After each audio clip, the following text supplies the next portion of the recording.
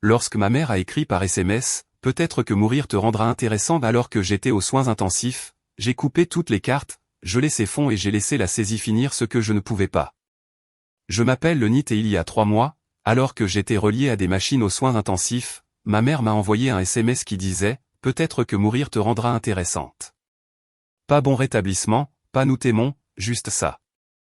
Je n'ai pas répondu, mais je n'ai pas oublié non plus. Ils ont utilisé ma maladie pour collecter de l'argent.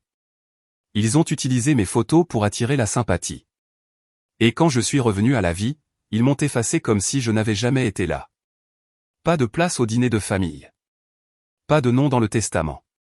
Pas de chambre dans la maison que j'ai aidé à payer. Ils voulaient que je parte, alors j'ai disparu. Mais que se passe-t-il quand la fille qu'ils ont effacée commence à garder les reçus? Et que se passe-t-il quand le silence devient une preuve? La première chose que j'ai entendue n'était pas le bip. Ce n'était même pas la voix de l'infirmière ou le bruit des semelles en caoutchouc sur le sol en linoléum. C'était une vibration, faible, cachée quelque part sous la fine couverture sur ma taille. Puis le bruit métallique de mon téléphone glissant du bord du plateau d'hôpital. C'est ce qui m'a vraiment ramené. Ça et la douleur dans ma poitrine chaque fois que j'essayais de respirer. Mon corps avait l'impression d'avoir été recousu par quelqu'un de pressé. Des tubes dans mon bras, une canule à oxygène dans mon nez, un moniteur attaché à moi comme si j'allais être lancé dans l'espace. Tout sentait l'eau de Javel et le plastique. La lumière filtrant à travers la petite fenêtre était grise et froide, des flocons de neige fondant contre la vitre avant même d'avoir une chance de coller. Et puis l'écran s'est allumé. Ce n'était pas un « Comment vas-tu Boub, nous sommes en route ». Non, c'était un SMS de ma mère. Peut-être que mourir te rendra intéressante. J'ai cligné des yeux, je l'ai relu. Il n'y avait pas de faute de frappe, pas d'erreur de correction automatique, pas de « je plaisante » par la suite ou même un putain d'émoji. Juste 7 mots. Propre, précis, livré à 6h41. Je l'ai regardé si longtemps que le moniteur a commencé à biper régulièrement. Une infirmière s'est précipitée. Je ne me souviens même pas de ce qu'elle a dit, juste le ton, calme, exercé, comme si elle était formée pour faire face aux patients en état de choc. Mais elle n'avait aucune idée que le pire traumatisme dans la pièce n'était pas l'infection dans mes poumons ou la septicémie ravageant ma circulation sanguine. C'était ce message, cette femme, ma mère, le genre de personne qui n'envoie pas de fleurs ou n'appelle pas quand sa fille est aux soins intensifs. Elle envoie des punchlines. Je suis resté allongé là, les lèvres sèches et gercées, essayant de donner un sens à la froide réalité. Je m'étais réveillé à nouveau. Ce n'était pas nouveau, juste plus fort. Et j'aurais dû le voir venir. La dernière fois que je lui avais parlé il y a 2 semaines, elle m'avait dit que je devais m'endurcir quand j'avais mentionné que je ne me sentais pas bien. Peut-être que si tu ne te dorlotais pas tout le temps, tu ne tomberais pas malade. J'avais hoché la tête, marmonné quelque chose sur le fait d'avoir besoin de m'allonger, et raccroché. En grandissant, j'étais la réflexion après coup, la plus jeune, la plus calme, la plus jetable, la mascotte de la famille jusqu'à ce que j'arrête de jouer le jeu. Jusqu'à ce que je commence à fixer des limites. C'est là que je suis passé de sa fille rayon de soleil à l'ingrate. On pourrait penser que frôler la mort me vaudrait un laissez-passer temporaire, mais non. J'ai reçu un SMS qui sonnait comme s'il avait été craché avec un sourire narquois. L'infirmière est revenue. Elle a ajusté quelque chose sur le sol et a demandé si je voulais qu'elle contacte quelqu'un pour moi. Personne ne vient, ai-je râlé. Ils sont occupés. Elle m'a lancé un regard. Pas de pitié, quelque chose de plus proche de la déception. Comme si j'avais choisi cela. Comme si je n'avais pas supplié, imploré, payé des factures, assisté à des anniversaires auxquels je n'étais même pas invité, financé des cours universitaires pour lesquels je n'ai jamais été remercié. C'est là qu'elle est entrée. L'infirmière que je n'avais pas vue plus tôt. Elle avait la peau brune douce, des cheveux bouclés tirés en un chignon lâche, et des yeux qui ne sillaient pas Lunate, a-t-elle dit. Tu ne te souviens probablement pas de moi, mais nous sommes allés au lycée ensemble. J'ai cligné des yeux, pris une seconde. Rowan. Elle a souri et je l'ai vue. Cette même confiance tranquille qu'elle portait autrefois. Même quand les enfants la traitaient de racaille de caravane dans le couloir. Même quand ma mère refusait de me laisser l'inviter à mon anniversaire parce qu'elle n'était pas notre genre de personne. Maintenant, la voilà debout à côté de mon lit, presse-papier à la main, sauvant des vies. Elle a regardé mon dossier, puis m'a regardé. Tu ne devrais pas avoir à frôler la mort pour être remarqué. Je n'ai pas répondu. Ma gorge était à vif, et même si elle ne l'était pas, je n'avais rien d'intelligent à dire. Elle s'est assise à côté de moi. Personne n'est là pour toi. J'ai secoué la tête. Pas surprenant, a-t-elle murmuré. Certaines familles ne se montrent que lorsqu'il y a une caméra ou un héritage. Ça m'a donné envie de rire. Je ne l'ai pas fait, mais je le voulais. Nous avons parlé quelques minutes. Des choses légères. Elle a changé ma perfusion, vérifié mes constantes. Avant de partir, elle a serré doucement ma main. Tu as 72 heures, Max, a-t-elle dit. Après ça, ils te renverront chez toi. Chez moi, ai-je répété. Où que ce soit, a-t-elle ajouté, sans méchanceté. Quand elle est partie, j'ai regardé le téléphone à nouveau. Le message était toujours là, brillant comme un artefact maudit. Peut-être que mourir te rendra intéressante. Je ne pouvais pas pleurer. J'étais trop fatigué, trop desséché, mais quelque chose en moi s'est fissuré. Pas comme un vase qui se brise, mais plus comme une faille sismique, silencieuse, dangereuse. J'ai supprimé le message. Puis j'ai ouvert l'application de notes et je l'ai tapé. Peut-être que mourir te rendra intéressante. Je l'ai regardé, je l'ai réécrit sur papier, j'ai déchiré ce papier, je l'ai réécrit. C'est devenu un mantra, un chant de sirène, un cri de guerre. Vous voulez que je sois intéressante? Vous voulez que je sois bruyante? Très bien. Je me suis allongé, j'ai regardé la neige tourbillonner à l'extérieur de la fenêtre, et j'ai laissé une sorte de clarté différente s'installer. Pour la première fois depuis des années, je n'essayais pas de prouver quoi que ce soit. Je n'essayais pas de gagner qui que ce soit, je n'essayais pas de gagner la place qu'il n'avait jamais eu l'intention de me donner. Cette fois, je planifiais. Rowan est passée me voir à nouveau ce soir-là. Elle a apporté du thé, même si je n'étais pas censé boire beaucoup. Elle a chuchoté que c'était une tisane. Ne balance pas, a-t-elle fait un clin d'œil. J'ai souri juste un peu. C'était étrange. Nous n'avons pas beaucoup parlé, juste assez. Avant de partir, elle a dit, tu as le choix. Tu peux rentrer chez toi ou tu peux aller de l'avant. Je n'ai pas eu besoin d'y réfléchir. J'ai déjà décidé. J'ai éteint mon téléphone. J'ai fermé le couvercle de l'ordinateur portable, mais je n'ai pas bougé tout de suite. Il y avait quelque chose de lourd dans ma poitrine. Pas à cause de l'infection cette fois, mais à cause de la clarté. Le genre qui ne brûle pas ou ne poignarde pas, mais qui reste en vous comme un poids dont vous savez qu'il ne se lèvera jamais vraiment. Le genre de clarté qui signifie qu'il n'y a pas de retour en arrière. Au moment où l'infirmière est entrée pour vérifier mes constantes, j'avais déjà signé les formulaires de sortie. Personne n'est venu me chercher. Pas de ballon, pas de fleurs, pas de mère pleurant de soulagement au bout de mon lit d'hôpital. Juste un sac en papier fourni par l'hôpital avec un inhalateur de rechange, 2 ordonnances pliées et mon chargeur de téléphone emmêlé autour de mon poignet comme un garrot que j'avais oublié d'enlever. Dehors, le ciel était une traînée pâle de blanc. Quelques flocons de neige s'accrochaient au coin des portes vitrées. J'ai marché lentement, chaque pas rappelant à mon corps qu'il m'appartenait encore. L'arrêt de bus de la ville n'était pas loin, mais le vent traversait mon manteau comme s'il n'avait pas reçu le mémo. J'étais déjà meurtri. Quand je suis monté dans le bus, le chauffeur m'a jeté un coup d'œil rapide mais n'a rien dit. Je me suis enfoncé dans un siège près de la fenêtre, le plastique froid contre mon dos.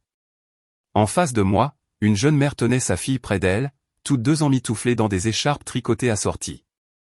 La petite fille gloussait à propos de quelque chose, les yeux écarquillés et sans peur. Je les ai regardés un instant trop long, et quand la mère l'a remarqué, elle a souri poliment et a tiré l'enfant plus près. Je me suis détourné, j'ai appuyé mon front contre la fenêtre embuée, j'ai chuchoté pour moi-même, j'ai survécu à la mort, mais je n'ai toujours personne qui m'attend.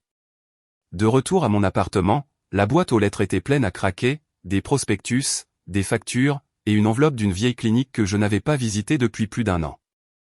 J'ai tout jeté sur la table de la cuisine et j'ai foncé vers la bouilloire. J'avais besoin de chaleur, de quelque chose de stable.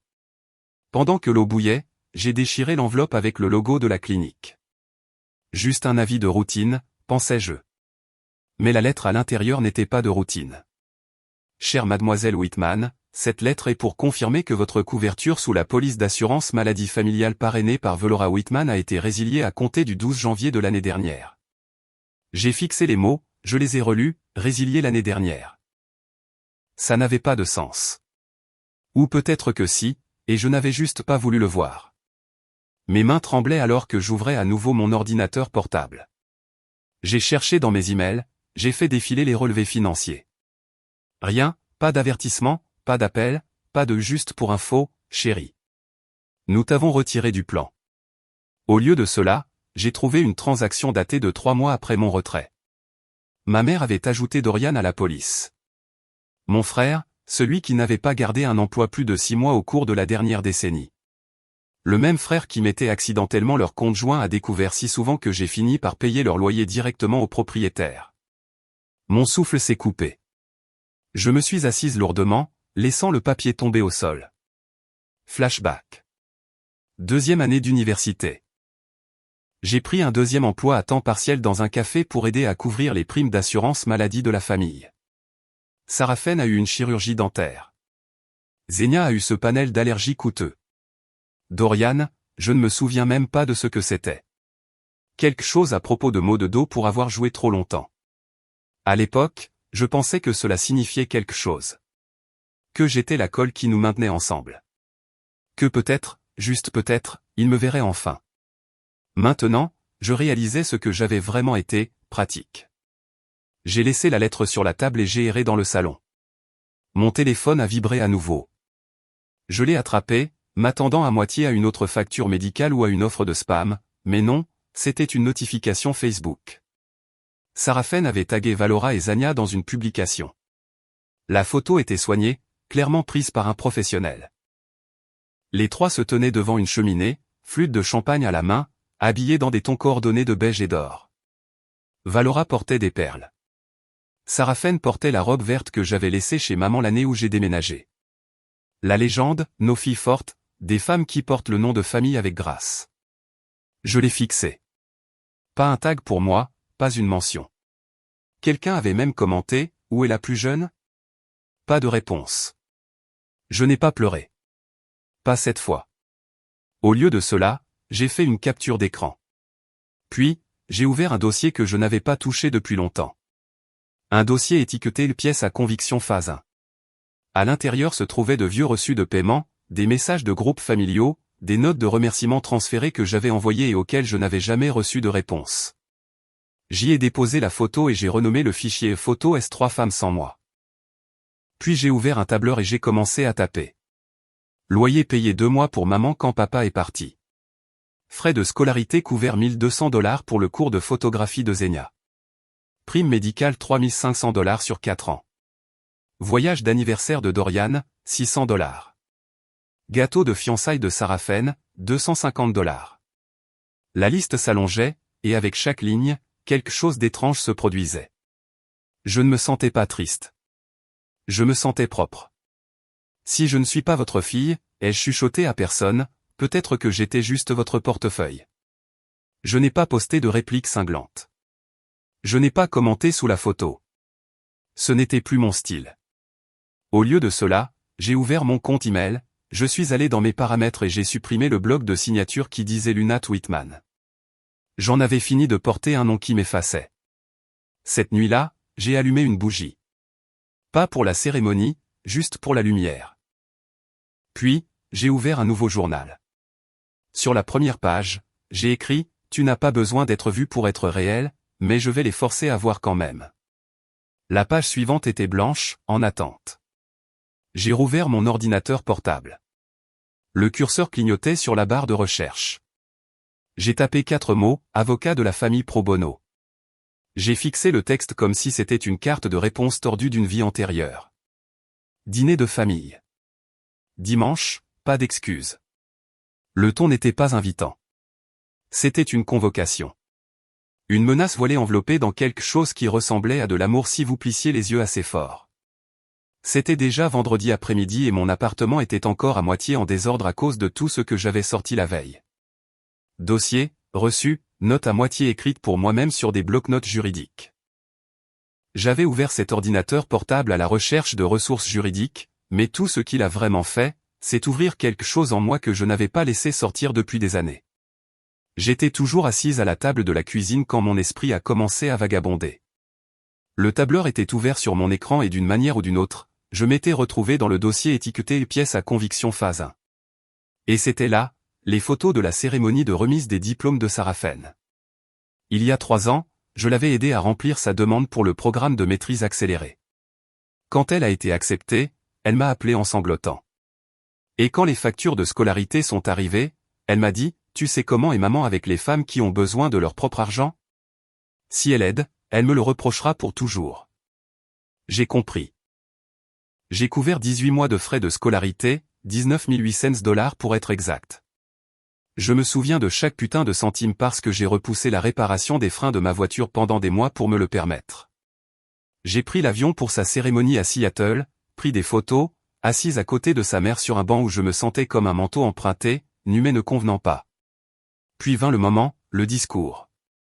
Sarafen s'est tenue sur cette scène avec ses boucles parfaites et sa posture parfaite et a dit, je dois tout aux femmes qui m'ont élevé, surtout maman, pour m'avoir enseigné l'importance de la résilience.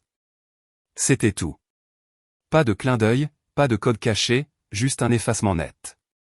J'ai applaudi, mes mains piquaient, et quand j'ai regardé Valora à côté de moi, elle a juste hoché la tête comme la reine d'un défilé, saluant des étrangers. Ma gorge s'est serrée rien qu'en m'en souvenant. J'ai réduit le dossier et je me suis levé. J'avais besoin d'air. J'ai attrapé mon manteau et je suis sorti. L'air de Portland était humide, imprégné de l'odeur de la pluie sur le trottoir. Les nuages planaient bas comme s'ils décidaient de verser ou juste de bouder. Le café-trottoir de l'autre côté de la rue était calme. J'ai commandé un café à emporter et j'ai attendu, vérifiant mon téléphone par habitude. Rien de nouveau, juste ce maudit SMS toujours assis là non lu. Nous t'attendons là-bas. Comme si ma présence était attendue, pas désirée. Comme si j'étais un rôle, pas une personne. Au moment où je suis revenu à mon appartement, une deuxième vague de souvenirs avait déjà commencé à me submerger. Le mariage de Dorian, ce cirque. C'était il y a 2 étés. J'ai payé pour le lieu parce que Valora avait oublié de verser la compte et le traiteur a failli se désister jusqu'à ce que je vire le solde. DJ aussi. J'ai même aidé Sarafim à choisir le gâteau de Dorian parce qu'il ne pouvait pas décider entre velours rouge et carotte. À la réception, Zenia s'est levée, faisant teinter son verre avec une cuillère, souriant à la foule. Portons un toast, a-t-elle dit. Aux personnes qui ont rendu aujourd'hui possible.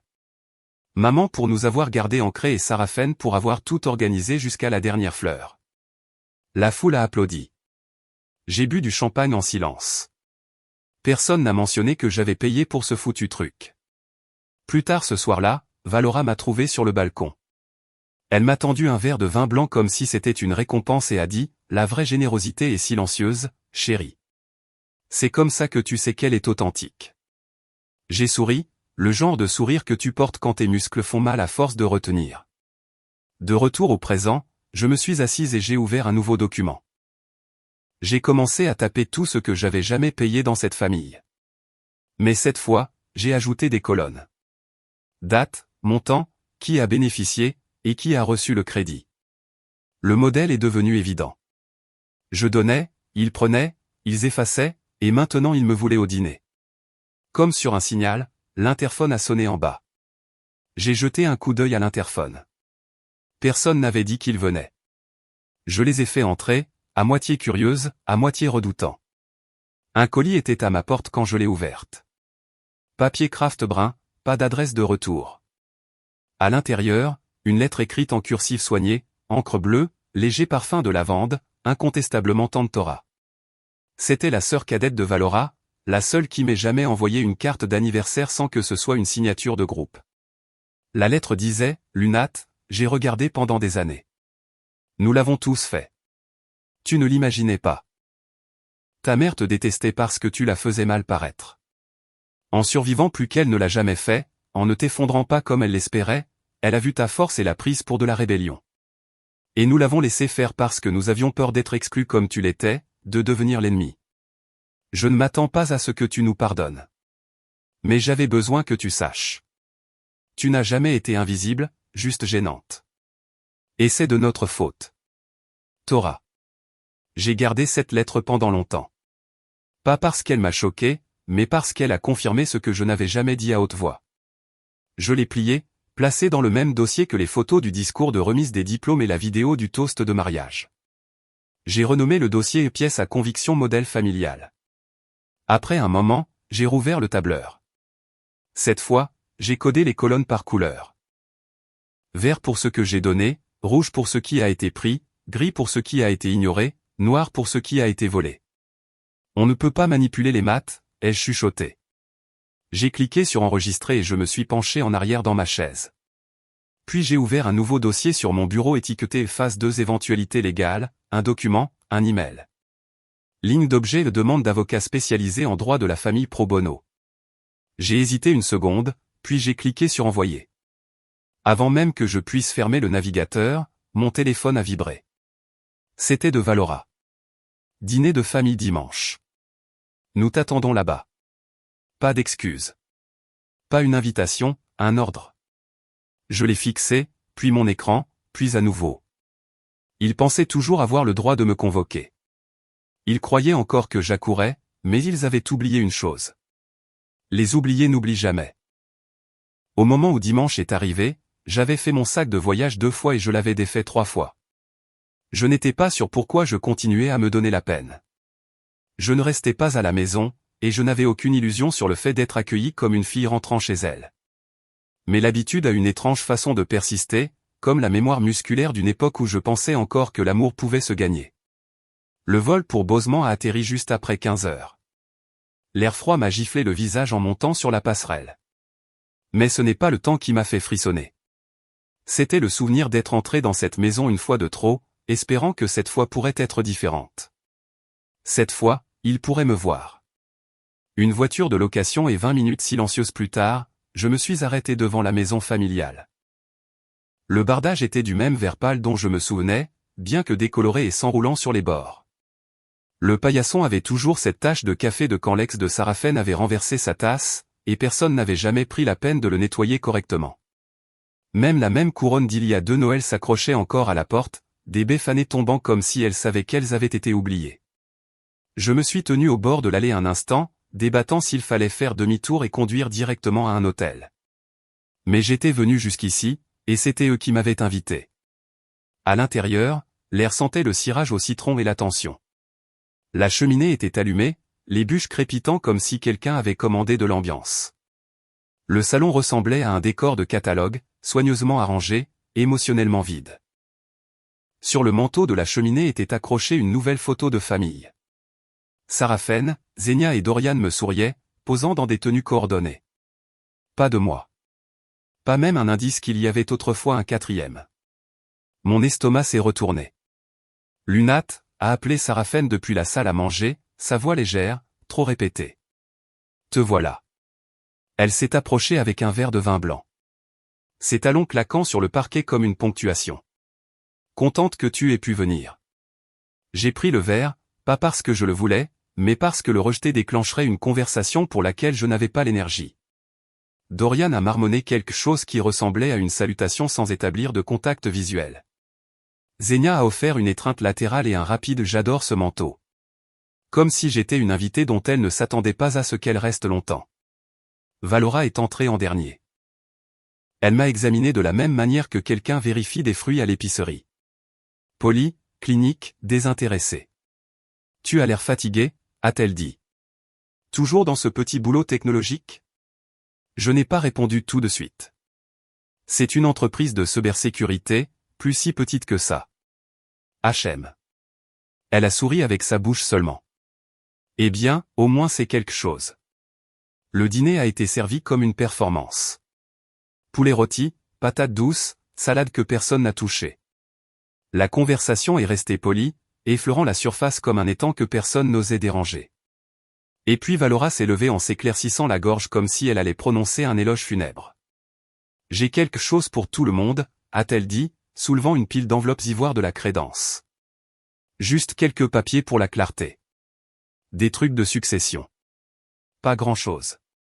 Elle les a distribués comme des cadeaux de fête. Un par un, les frères et sœurs ont ouvert les leurs, expression neutre. J'ai attendu que la mienne soit entre mes mains avant de glisser mon pouce sous le rabat. Rien. Pas de page, pas de puce, pas de clause ou de signature, juste de l'air. J'ai levé les yeux. Valora a croisé mon regard.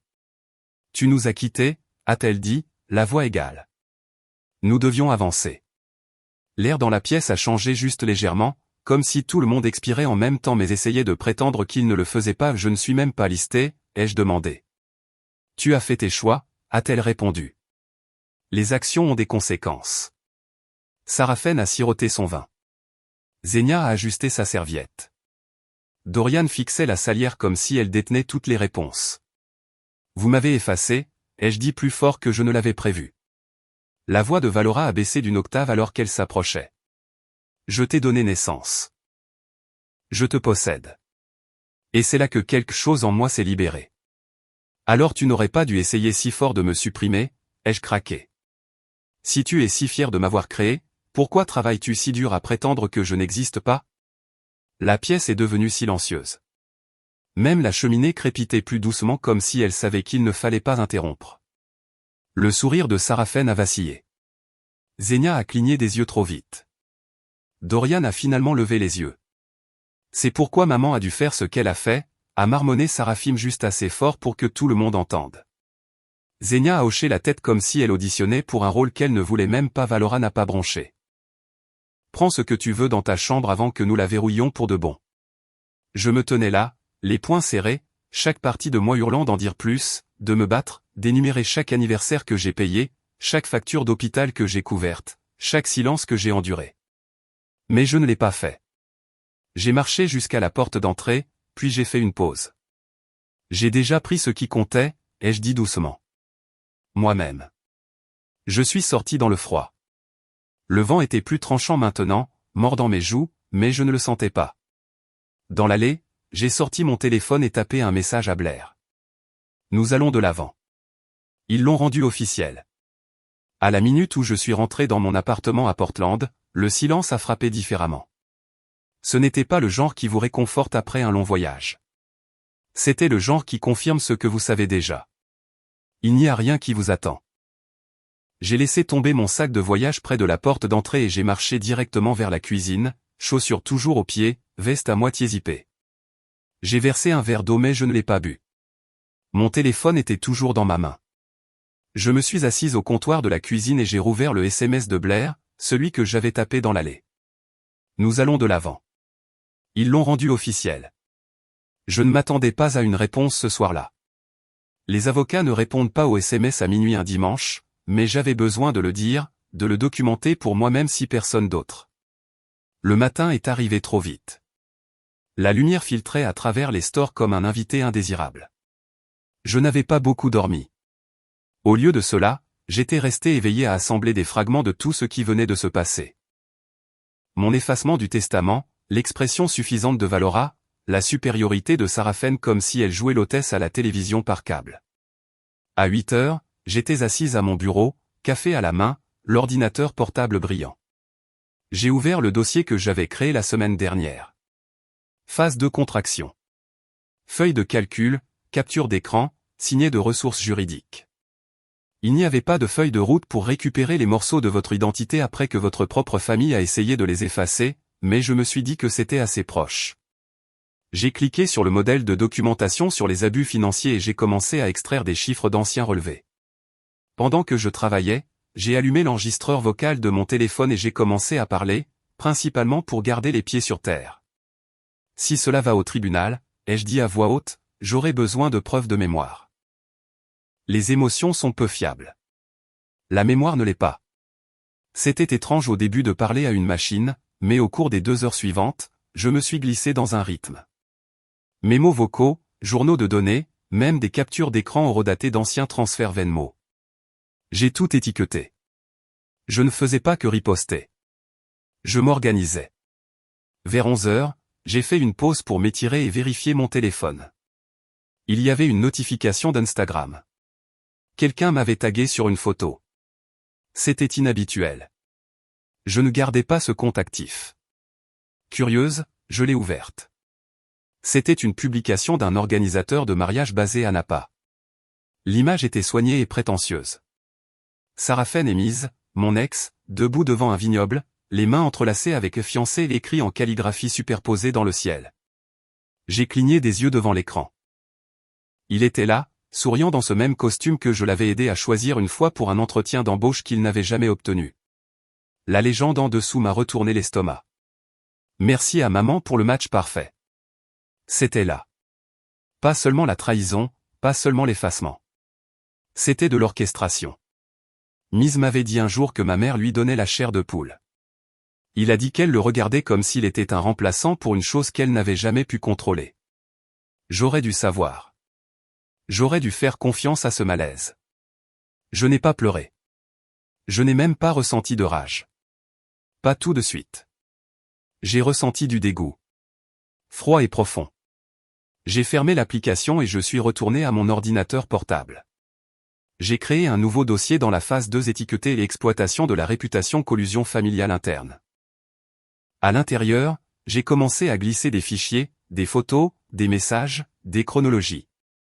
La façon dont Valora était passée de froide à manipulatrice quand Mise a commencé à s'éloigner de moi. Les invitations forcées de Thanksgiving. La fois où elle m'avait prise à part et dit, j'ai toujours pensé qu'il convenait mieux à Sarafen. Tu es trop sérieuse pour lui. À l'époque, je pensais qu'elle était ta mère. Maintenant je le voyais clairement. Elle était stratégique. J'ai passé l'après-midi à configurer des applications d'enregistrement sur mon téléphone. Tout appel, sortant ou entrant, serait désormais automatiquement archivé. Je n'avais pas beaucoup de conversations ces jours-ci, mais quand je le faisais, elles étaient rarement innocentes. J'ai également sauvegardé tous les dossiers financiers que je pouvais trouver, les virements bancaires, les reçus PayPal, les allocations mensuelles que j'avais envoyées quand Sarafen ne pouvait pas payer son loyer, et que la voiture de Dorian a été remorquée pour la 3e fois en un an. Tout est allé dans des dossiers séparés. Vol de propriété, diffamation de caractère, modèle d'exploitation financière. Pas de drame, juste des reçus. Au crépuscule, je me suis assise sur le canapé et j'ai ouvert le chat de groupe familial. Le même qui était resté inactif la majeure partie de l'année, sauf quand on envoyait des rappels d'anniversaire ou transférait des mèmes politiques drôles dont personne ne riait. J'ai tapé, et, juste pour info. Je me déconnecterai de tous les liens financiers la semaine prochaine. Prévoyez en conséquence. Puis j'ai cliqué sur envoyer. Personne n'a répondu. Mais dans les 2 heures, Zenia a posté une story sur son Instagram. Certaines personnes oublient qu'il les a aidés à devenir quoi que ce soit. Subtil, classe, mesquin. J'ai ri, pas parce que c'était drôle, mais parce que c'était si prévisible. C'était comme ça qu'il fonctionnait. Se cacher derrière la suggestion. Ne jamais dire la vérité directement. De cette façon, ils pouvaient toujours le nier quand on les interpellait. J'ai passé le reste de la soirée à enregistrer une vidéo privée de moi-même. Salut, ai-je dit à la caméra. Pas de maquillage, sweatshirt, cheveux tirés en arrière. C'est pour une sauvegarde juridique. Horodaté, pas de modification. J'ai pris une respiration. Je ne suis pas folle. J'ai été effacé. Et maintenant je reconstruis la vérité. Pas pour la vengeance, pour l'exactitude, pour la protection. J'ai fait une pause, puis j'ai regardé à nouveau dans l'objectif. S'il m'arrive quelque chose, à mon téléphone, à mes comptes, à mon appartement, vérifiez d'abord ce dossier. J'ai téléchargé le fichier sur un lecteur cloud sécurisé. Un contact partagé, Blair. J'étais sur le point de fermer mon ordinateur portable pour la nuit quand un nouvel email est arrivé. Pas d'expéditeur, pas d'objet. J'ai survolé un instant. Quelque chose semblait anormal. Je l'ai ouvert en cliquant. Texte noir sur fond blanc. Tu ferais mieux d'arrêter ou nous te ruinerons plus fort. Je n'ai pas dormi cette nuit-là. Le message est resté dans ma boîte de réception comme une ombre. 5 mots, pas de nom, pas de contexte, pas de chaleur, juste une menace. Tu ferais mieux d'arrêter ou nous te ruinerons plus fort. Je ne l'ai pas transféré à Blair tout de suite. Pas encore. J'avais besoin de m'asseoir avec d'abord. Le laisser mariner au creux de mon estomac. Retourner chaque mot jusqu'à ce que ça ne ressemble plus à du feu. Juste des données, un fichier, une autre pièce à conviction. Le lendemain matin, je me suis réveillé plus tôt que d'habitude. J'ai sauté le café, sauté les nouvelles. J'ai ouvert mon ordinateur portable et j'ai fait ce que je fais toujours quand quelque chose fait mal. Je suis allé chercher la source. J'ai fait passer le message par un vérificateur de métadonnées. L'IP était masqué. Quiconque l'a envoyé en savait juste assez pour couvrir ses traces, mais pas assez pour m'ébranler. Je n'étais pas secoué. J'étais résolu. Quelques heures plus tard, alors que j'organisais les dossiers croissants de preuves juridiques, mon téléphone a sonné avec un message d'un ami à qui je n'avais pas parlé depuis plus d'1 an. « Et, tout va bien ? J'ai vu ta page GoFundMe. » Je ne savais pas que les choses allaient encore si mal. J'ai cligné des yeux devant le message, puis à nouveau, puis j'ai ouvert le navigateur. Il a fallu une recherche, juste une. GoFundMe. Mon nom, mon visage, c'était là au centre. Ma photo dans un lit d'hôpital. Pas les reliés à des machines. Légende, aider Lunat à se remettre de sa maladie dévastatrice. Frais de thérapie en cours. Soutenez son voyage courageux. Le profil était répertorié sous le nom de Valora Whitman. L'organisatrice, ma mère. Il y avait aussi des mises à jour, chacune plus dramatique que la précédente. Ne peut toujours pas marcher, a besoin de soins à long terme, se bat pour sa vie chaque jour. Je n'étais pas en fauteuil roulant. Je n'étais pas incapable. J'étais retourné au travail à temps partiel depuis plus d'1 mois. Mais apparemment, Valora avait collecté plus de $6 200 sur le dos de mon image et de mon silence. La violation n'a pas frappé comme un cri. C'était plus silencieux que ça, plus chirurgical. J'ai lu chaque ligne de chaque mise à jour. Les doigts froids sur le clavier. Chaque dollar donné, chaque commentaire compatissant d'étrangers qui croyaient à l'histoire. J'ai tout capturé. Chaque mise à jour, chaque nom de donateur, chaque fois que Valora s'appelait la soignante dévouée. Je n'étais pas furieuse. Pas de la manière dont il s'y attendait probablement. Je ne pleurais pas. Je n'appelais pas. Je calculais.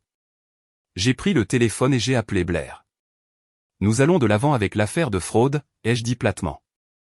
Elle n'a pas demandé pourquoi. Elle n'en avait pas besoin. Je rédige la lettre de cessation et d'abstention maintenant, a-t-elle dit. Tu veux qu'elle soit signifiée personnellement ou par courrier? Les deux, ai-je répondu. Et je veux qu'elle soit envoyée au conseil d'administration de son association caritative aussi. Il devrait savoir avec qui il travaille. C'est juste, a dit Blair. Envoie-moi tout. Capture d'écran, horodatage, journaux de dons. Je suis déjà dessus. J'ai passé les 2 heures suivantes à télécharger les commentaires. L'un d'un ancien voisin. Valora, tu es une sainte. Que ferait Luna sans toi? Un autre d'un des amis du Bridge Club. Elle a toujours parlé si hautement de sa mère. Cela me brise le cœur. Il lui construisait un piédestal avec mon sang, et il pensait que je ne le remarquerais pas. Ce soir-là, alors que je préparais le dossier de documents pour Blair, mon téléphone a vibré à nouveau. Cette fois, c'était Zenia. Tu es dramatique. Le message disait. C'est juste une collecte de fonds. Elle s'inquiétait pour toi. Je n'ai pas répondu. 5 minutes plus tard, Sarafi m'a posté sur Instagram. Un carré noir, texte blanc superposé. Certaines personnes vivent pour détruire, pas pour pardonner. J'ai fait une capture d'écran, je l'ai ajouté au dossier étiqueté manipulation du récit public. Dorian, comme d'habitude, est resté silencieux. Puis vint l'email de Valora. Objet, amour. Pas de salutation, pas de formatage, juste ceci. Ce n'est pas de la fraude, c'est de l'amour. Tu me remercieras quand les factures arriveront. Je l'ai fixé pendant 1 minute entière avant de le transférer à Blair. Pas besoin de réponse. Plus tard cette nuit-là, j'ai enfilé un sweat à capuche et j'ai marché 4 pâtés de maison jusqu'à la boîte aux lettres la plus proche. Dans mes mains, 2 grandes enveloppes, l'une adressée à Valora directement, l'autre au conseil de son organisation à but non lucratif.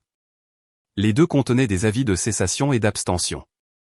Les 2 décrivaient les statuts violés. Les 2 étaient notariés et horodatés. Je les ai déposés dans la boîte et j'ai continué à marcher. L'air était frais, et les lampadaires projetaient de longues ombres sur le trottoir. Il y avait un poids sur ma poitrine, mais ce n'était pas de la peur. C'était le genre de poids qui vient avec le fait de savoir que vous avez cessé d'attendre que quelqu'un d'autre fasse la bonne chose. De retour à la maison, je me suis assise à mon bureau et j'ai ouvert un nouveau document, un brouillon de ma déclaration. Pas pour les réseaux sociaux, pas pour eux, pour moi. Pour mémoire, pour quand les gens commenceront à demander pourquoi j'ai fait ce que j'ai fait. Avant même que je puisse finir le paragraphe d'ouverture, un email est apparu. Ligne d'objet, nous avons entendu parler de votre histoire. Voudriez-vous la raconter? Pas de nom, pas d'expéditeur que je reconnaissais, juste un lien hypertexte vers un podcast qui se concentrait sur les histoires de femmes non entendues. Ils avaient des milliers d'abonnés. Plusieurs épisodes sont devenus viraux. Je n'ai pas cliqué sur le lien. Pas encore. Mais je ne l'ai pas supprimé non plus. Je n'ai pas répondu à l'invitation au podcast tout de suite. J'ai relu la ligne d'objet encore et encore, laissant les mots s'attarder dans mon esprit comme un défi. Nous avons entendu parler de votre histoire. Voudriez-vous la raconter? Il n'y avait pas de discours, pas de jargon marketing ou d'appât RP, juste une simple question. À midi le lendemain, je l'avais lu assez de fois pour savoir que la réponse était oui, mais à mes conditions. Cet après-midi-là, j'ai rencontré la productrice du podcast, Ava, dans un modeste studio niché derrière une librairie au centre-ville de Portland. Elle était plus jeune que je ne le pensais, mais avec une présence calme qui m'a immédiatement mise à l'aise. Il n'y avait pas d'équipe de tournage, pas de styliste, pas de maquilleur, juste 2 micros, une table en verre et une pièce calme. Je ne veux pas citer de nom, lui ai-je dit. Et je ne crierai pas dans le micro. Elle a hoché la tête. Ce n'est pas pour ça que nous sommes ici. J'apporterai des documents, ai-je ajouté. Reçu, photo. Vous pouvez utiliser ma voix, pas mon visage. Ava a souri. C'est exactement ce qui rend cette histoire importante. Le jour suivant, nous avons enregistré. Je n'ai pas commencé par les soins intensifs. J'ai commencé par les maths. Plus de 80 000 $, ai-je dit, au cours des 10 dernières années, payés directement aux membres de la famille en leur nom ou pour leurs besoins. J'ai récité les chiffres comme un rapport. Frais de scolarité, médicaux, paiements hypothécaires. Je n'étais pas listé sur l'épicerie. Je n'ai jamais mangé les réparations de voitures, les dépôts de mariage. Pas de drame, pas de voix tremblante, juste des faits. Je n'étais pas la fille oubliée, ai-je continué. J'étais l'utile jusqu'à ce que j'arrête d'être utile. Ava était assise tranquillement en face de moi, me laissant raconter l'histoire sans interruption.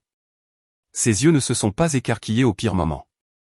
Elle n'a pas bronché quand j'ai raconté la fois où ma mère s'est tenue sur scène et a utilisé une photo de moi, des tubes dans les bras, pour collecter de l'argent pour une association caritative qui n'en a jamais vu un centime. Je lui ai montré le faux GoFundMe, les messages de personnes qui ont fait un don en pensant m'aider, les légendes que Valora avait écrites sur ma bravoure. Le mot résiliente utilisé comme un slogan marketing. L'interview a duré 1 heure. J'ai terminé par une ligne que j'avais écrite dans mes notes la veille au soir. Quand les gens vous effacent, la meilleure vengeance est de se présenter documenté. Ava a hoché la tête, puis a chuchoté, ça pourrait être le titre de notre épisode. En sortant du studio sous la bruine du début du printemps, je me sentais plus légère. Pas justifiée, juste alignée, comme si toutes les parties éparpillées de moi commençaient lentement à reprendre forme. Mais la paix n'a pas duré longtemps. 1 semaine plus tard, je cuisinais le dîner quand mon téléphone a vibré avec un nouveau message audio. C'était de ma mère. Je n'ai pas appuyé sur lecture tout de suite. J'ai fixé la forme d'onde sur l'écran, le pouce planant, l'esprit hésitant. Finalement, la curiosité a gagné. Sa voix a rempli la pièce légèrement étouffée. Elle est allée trop loin, a dit Valora, parlant clairement à quelqu'un d'autre. Soyons honnêtes. Si elle était morte, ça nous aurait épargné bien des soucis. Pas de procès, pas de honte. Elle a ri. Ri. J'ai mis l'enregistrement en pause. Mes mains n'ont pas tremblé. Ma mâchoire ne s'est pas serrée. Je suis juste resté la figée dans un silence si tranchant qu'il aurait pu couper l'os. Puis j'ai appuyé sur lecture à nouveau. Si elle était morte. Je l'ai joué 3 fois. Pas pour la douleur, pour la clarté, pour la preuve. Et puis je l'ai sauvegardé dans l'archive. Blair et moi nous sommes rencontrés le lendemain. Je suis entré dans son bureau avec un fichier vocal, une transcription imprimée et une détermination que je n'avais pas ressentie depuis l'hôpital. Nous nous sommes assises l'une en face de l'autre. Elle n'a pas souri. Elle a juste hoché la tête et ouvert le dossier que je lui ai glissé. C'est ça, ai-je dit. Nous déposons tout. Elle a examiné les documents en silence. Tu ne fais pas ça juste pour toi, n'est-ce pas, a-t-elle demandé doucement. Non, ai-je répondu. Je le fais pour la prochaine fille à qui on dira qu'elle est ingrate d'avoir survécu. Nous avons soumis la plainte cet après-midi-là. Les charges étaient simples. Usurpation d'identité, utilisation non autorisée d'images médicales, harcèlement émotionnel. Le fichier audio, les dossiers financiers et une chronologie détaillée avec plus de 50 pages de documents justificatifs étaient joints. En 3 jours, nous avons eu la confirmation. Le dépôt a été accepté. Une date d'audience formelle serait fixée. Je n'ai rien posté à ce sujet. Je n'ai rien dit à personne en dehors de Blair et Rowan. Au lieu de cela, j'ai regardé les retombées se dérouler d'elles-mêmes. Xenia a effacé de son Instagram chaque photo de famille dans les 24 heures suivant la diffusion du podcast.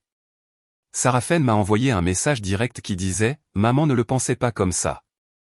S'il te plaît, ne rends pas ça public. » Trop tard. Valora a essayé de faire pression par le biais du conseil d'administration de son association caritative. Des rumeurs ont circulé selon lesquelles elle passait des appels téléphoniques, leur disait que j'étais mentalement instable, essayait de les convaincre de ne pas croire à l'histoire. Ça s'est retourné contre elle.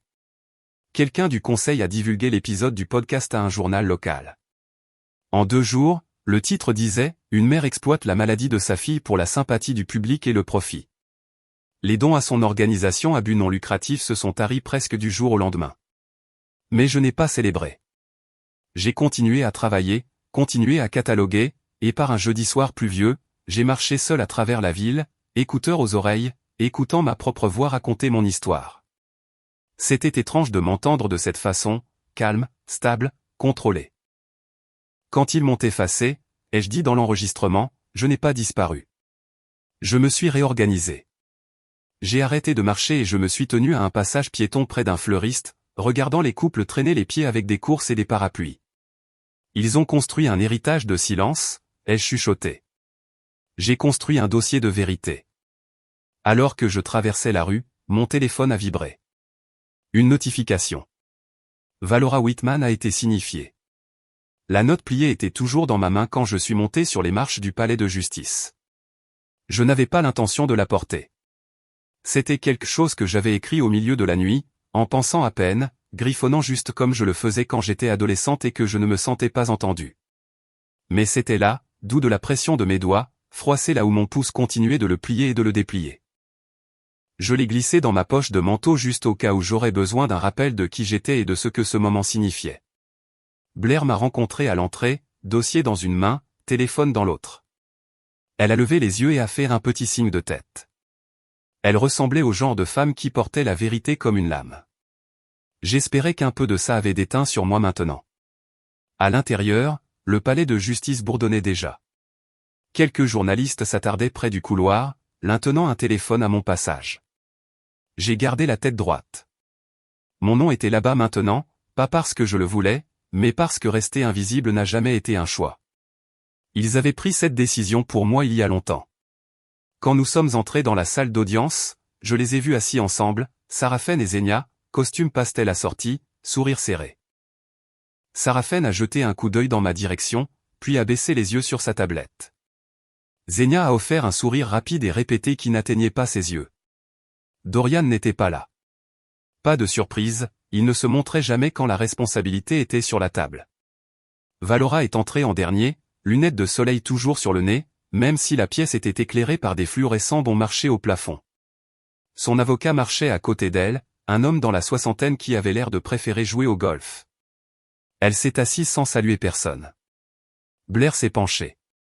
Souviens-toi, ils t'ont appris le silence. Tu leur apprends la conséquence. J'ai hoché la tête. Ma gorge était serrée, mais pas de nervosité. C'était la pression de quelque chose qui cédait enfin comme un barrage qui se brise, pas avec un rugissement, mais avec une certitude calme et constante. Le juge est entré. Tout le monde s'est levé.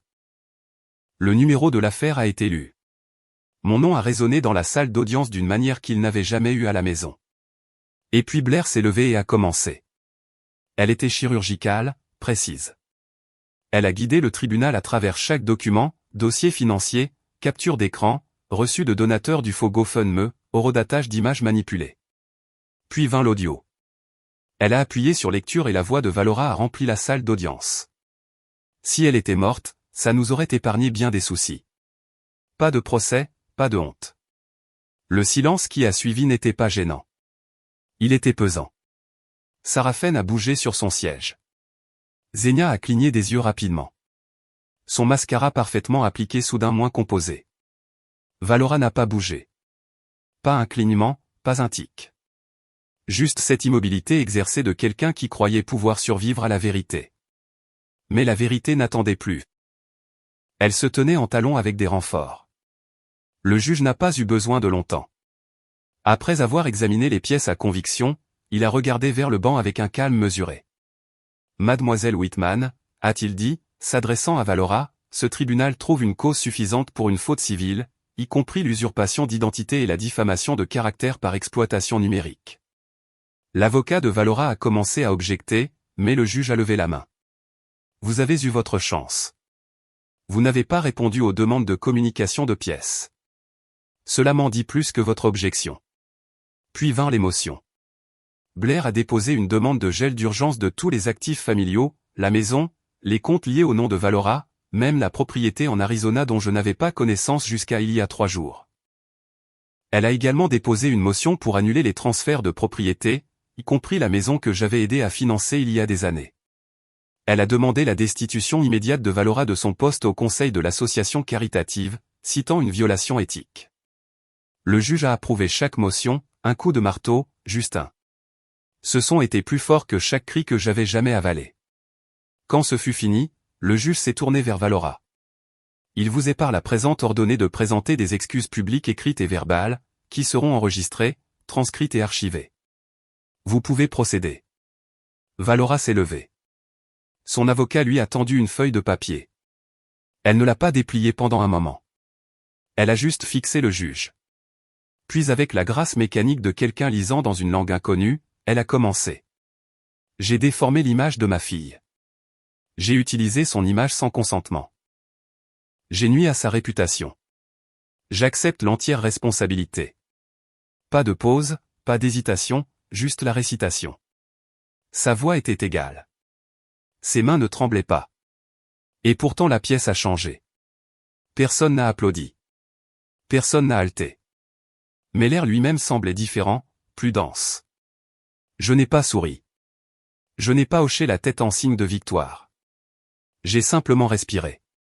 Le juge a offert un dernier mot de mise en garde, a rappelé à toutes les parties leurs responsabilités pour l'avenir, puis nous a renvoyés. À l'extérieur du palais de justice, les journalistes attendaient. Des flashs, des microphones, trop de questions. L'un a demandé, « Allez-vous vous réconcilier avec votre mère ?» J'ai arrêté de marcher. La réconciliation n'est pas une réunion, ai-je dit. C'est la responsabilité. Pas d'autres commentaires. Cette nuit-là, après le vol de retour vers Portland, je me suis retrouvé à marcher une fois de plus à travers Bozeman virtuellement. J'ai ouvert le site immobilier et j'ai cherché l'adresse. La maison était maintenant répertoriée comme litige en cours. J'ai ouvert la vieille photo du Porsche avant, la peinture écaillée, la couronne usée, le paillasson qui n'a jamais été nettoyé. Puis j'ai sorti la note que j'avais écrite des jours plus tôt, celle que j'avais pliée et portée au tribunal. Vous aviez mon silence. Maintenant j'ai le reste. Je suis retourné à cette maison une dernière fois, je me suis garé tranquillement, j'ai monté le Porsche comme je l'avais fait tant de fois auparavant. Mais cette fois, je n'ai pas frappé. Je n'ai pas demandé à entrer. J'ai glissé la note sous la porte, je suis resté là un instant, et je suis parti. Je n'ai pas regardé en arrière. La porte d'entrée s'est fermée derrière moi avec une douce finalité.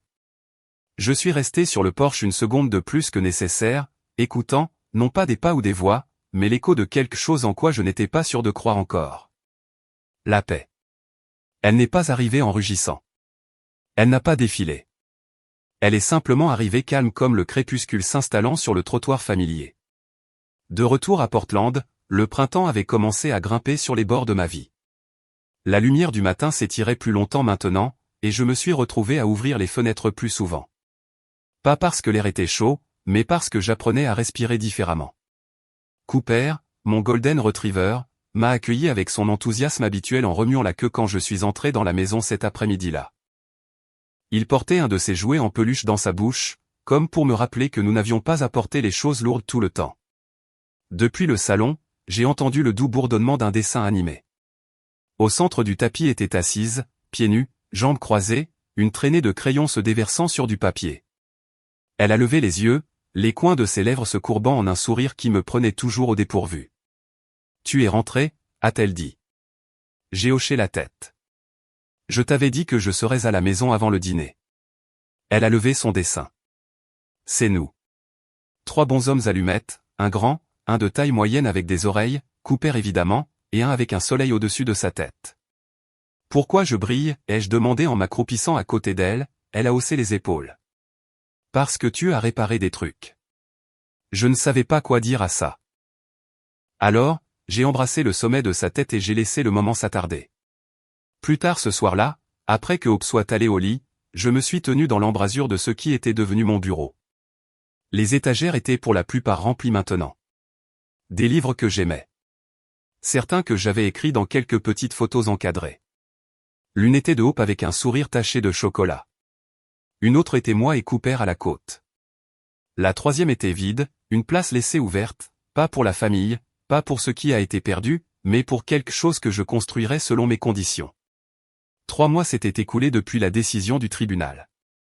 3 mois depuis que Valora avait lu ses excuses publiques comme si c'était une liste de courses. 3 mois depuis que les titres se sont estompés, le buzz des réseaux sociaux s'est calmé et tout le monde est passé à autre chose. Mais moi non. Pas de la manière dont il le supposait. Je n'ai pas ruminé. Je n'ai pas cherché à me venger. J'ai réaffecté. Le transfert de propriété a été finalisé quelques semaines seulement après la décision du tribunal. La maison de Bosemans, ma maison d'enfance, l'endroit qui contenait plus d'ombre que de souvenirs, était maintenant à moi. Mais je ne l'ai pas réclamé par nostalgie. Je l'ai réclamé par but. La maison du réconfort, c'est comme ça que je l'appelais. Ce n'était pas flashy. Pas de cérémonie d'inauguration, pas de couverture médiatique, juste un nouveau panneau devant, de la peinture fraîche sur la porte, et une mission claire comme du verre pour les filles effacées avant de pouvoir parler. Nous avons installé des lits superposés dans mon ancienne chambre. Des commodes données remplissaient les autres pièces. Des bénévoles ont aidé à convertir le sous-sol en espace de conseil. Il y avait un coin lecture, une cuisine communautaire. La première semaine, nous avons accueilli 3 femmes. La deuxième semaine, 5. Chaque fois que je marchais dans ces couloirs, je me souvenais de ce que ça faisait d'être silencieuse dans sa propre maison. Je ne voulais plus jamais qu'une autre femme ressente ça. Un jeudi calme, je suis rentré de l'abri pour trouver un petit paquet sur le pas de ma porte. L'écriture sur l'enveloppe m'était instantanément familière. Tante Tora. À l'intérieur, une seule feuille de papier à lettres, le même bleu poudre qu'elle utilisait toujours. Sa cursive stable est toujours lunate. Le pardon n'est pas une approbation. C'est la permission de vivre sans leur poids. Tu as gagné chaque respiration que tu prends maintenant. Chacune d'elles. Tu ne dois à personne une version de toi-même qui saigne juste pour qu'ils se sentent propres. Vis bien. C'est la seule excuse qu'ils ne sauront jamais comment donner. Amour, Tora. Je suis resté avec cette lettre pendant longtemps. Je n'ai pas pleuré. Je n'en avais pas besoin. Certaines choses méritent le calme. Pas le silence, mais l'immobilité. J'ai plié la lettre et l'ai placée dans le tiroir de mon bureau à côté des papiers d'adoption que j'attendais toujours de finaliser. Le travailleur social de Hope avait déjà noté les progrès. Nous étions un ménage stable. Des mots que je n'aurais jamais pensé s'appliquer à quoi que ce soit avec mon nom dessus. Cette nuit-là, après que Hope ait été bordée et que Cooper se soit recroquevillé au pied du canapé, j'ai ouvert mon ordinateur portable. Là, me regardant fixement, se trouvait le dossier étiqueté phase 2 contraction. J'ai survolé dessus et puis j'ai lentement cliqué sur supprimer. Ça ne ressemblait pas à une perte. Ça ressemblait à une libération. À sa place, j'ai créé un nouveau dossier, les aventures de Hope. Le premier fichier que j'ai sauvegardé était un scan de son dessin de ce matin. Celui où je brillais. Le deuxième était une photo que j'ai prise plus tard cette semaine-là. Hope et Cooper courant à travers les fleurs sauvages derrière l'abri. Le vent dans leurs cheveux, le soleil sur leur visage. Pas d'héritage de douleur traînant derrière eux. Juste de la joie, présente et honnête. Plus tard, j'ai ouvert mon journal, une vieille habitude que j'avais reprise, et j'ai écrit une seule ligne. Je ne suis pas morte, mais j'ai disparu. Et puis j'ai choisi d'être trouvée. En fermant le livre, la voix qui me hantait autrefois a chuchoté depuis un coin poussiéreux de la mémoire. Peut-être que mourir te rendra intéressante. J'ai souri. Intéressante n'est pas ce dont ils se souviennent. C'est qui vous devenez quand ils vous oublient. Parfois, les batailles les plus dures ne se livrent pas dans les salles d'audience ou par des arguments. Elles se livrent dans le silence, en s'éloignant, et en choisissant de guérir au lieu de riposter. Cette histoire ne portait pas sur la vengeance. Elle portait sur la reconquête de la valeur même quand votre propre famille essaie de vous enterrer.